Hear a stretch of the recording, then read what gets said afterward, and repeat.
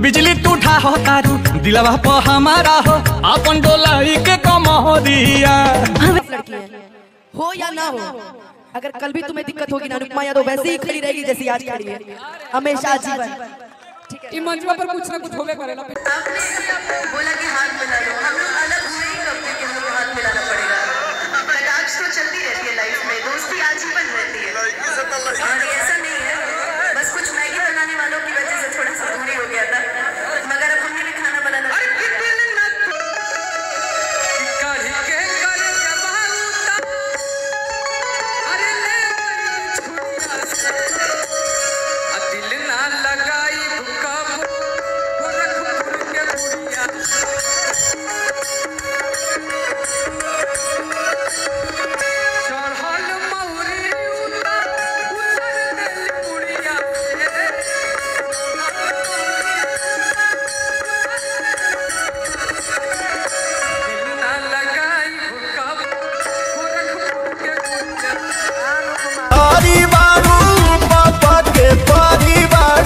लगलू बसारे तू तो पंख पियर फराक